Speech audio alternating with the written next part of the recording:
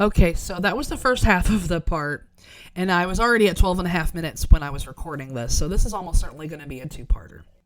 And that's okay, because sales, like I said, it is kind of a big beast, and there's a lot of different components, and there's a lot of ways that we overthink it, and there's different ways to approach it. And like I said, this process has to make sense for you.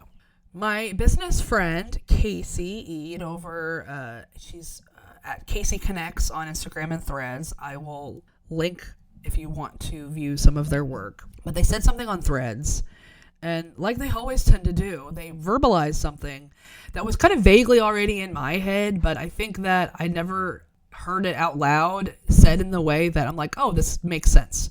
I also agree with this.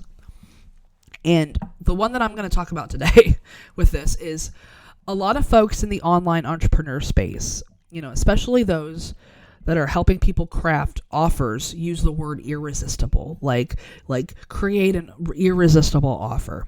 Casey rightfully called this term out because if you're like me and you're equity led, you are capitalist, and at the very minimum, just like, hey, we want to be ethical about this. We want folks to make responsible decisions, not feel helpless to resist the allure of our flashy titles and our marketing. When making sales, we want folks to have weighed their options and feel confident that this is the right decision for them, based on shared values and trust that our approach is a good fit for what they're trying to achieve or where they want to go. But in thinking about their post, I thought about a reframe for myself. What if instead of trying to make an offer irresistible to clients, I structured an offer that makes it irresistible to me as the service provider to talk about? Because sales breeds so much anxiety and overthinking, for me and for other people. How can I find ways that make it enjoyable and fun to talk about what I do?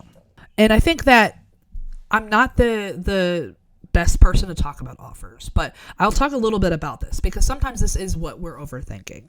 And we may need to address some blocks that are offer or operation specific that maybe are making us not want to talk about our offer or make sales on it. Are you being realistic with your capacity? Are you undercharging and you're feeling resentful to folks because of what you're being asked to do? Have you felt like maybe you've been pushed into doing work that you are good at, but you're maybe not thrilled about doing, aka your zone of excellence? This was me with monthly social media management.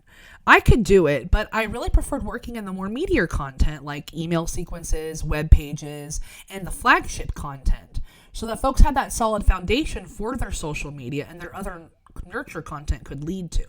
I'm not the authoritative person, like I already said, on this subject. So I'm going to look into adding resources in the show notes for this if this is something that you do want to explore. Some books that come to mind for this are like The Big Leap, Worth Every Penny, and I will, like I said, I'll try to come up with a couple of resources that will help you.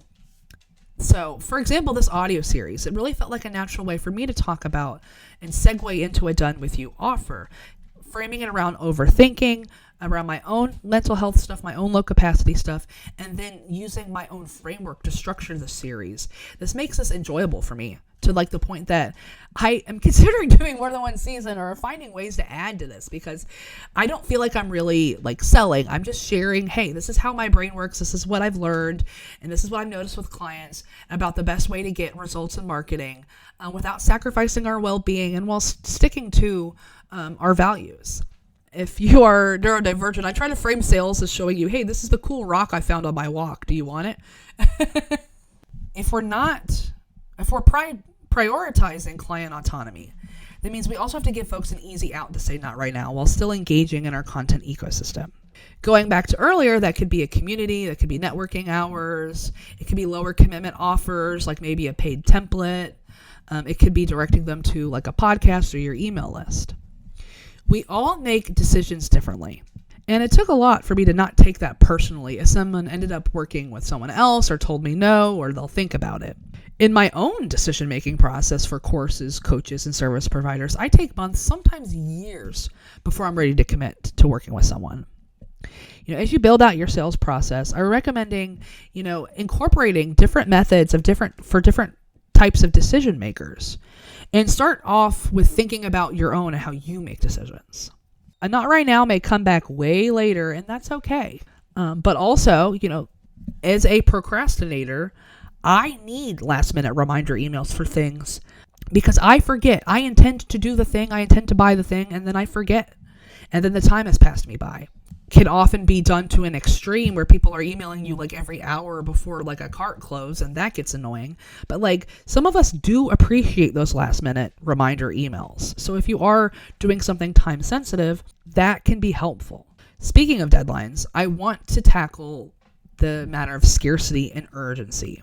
We all have probably seen them used in gross ways, like cutoff dates for self-paced courses, or like only so many of like a digital product. It's just to pressure you into saying yes right in that moment, right? Or the math doesn't maybe quite work out when someone said, oh, there's only X amount of spots left. And you're like, was that what you said a week ago? And you're saying something different now? Interesting. But I feel like because of people who do it grossly, we forget that there are legitimate reasons to be upfront about scarcity or having a deadline in place for your offer. Like if you are doing an event, the venue needs a head count by a certain day. Like that is something that like is beyond you. Like you need to RSVP, you need to buy your ticket before this time so I can get that information to like catering or the venue or whoever it is.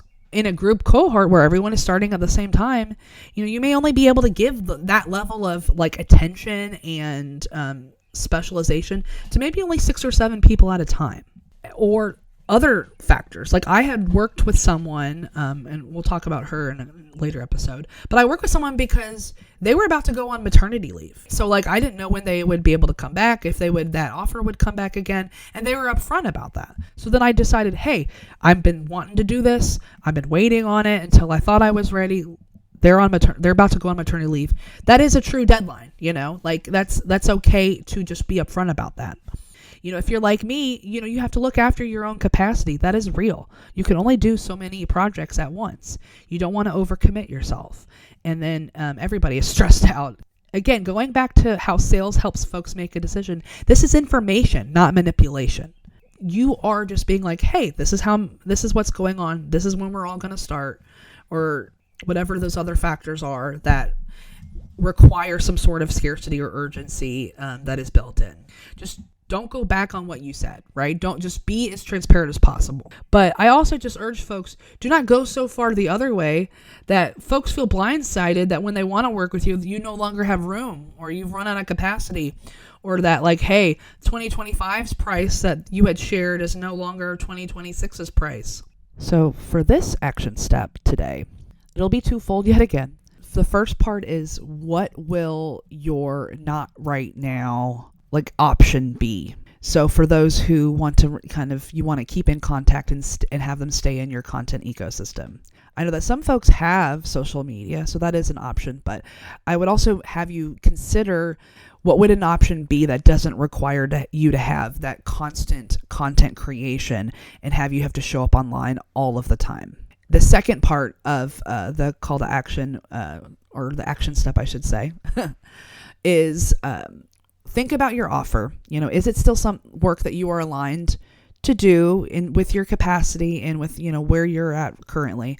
But think about the legitimate constraints or deadlines that are like inherent to your current offer, and what information would help folks make that right decision for themselves at the right time, and kind of start to frame it in that way, and think about that information that would be helpful to share with them. So in closing, make meaningful progress in your business by shifting out of overthinking, clarifying your priorities that match your capacity and values so that you can move forward in your marketing.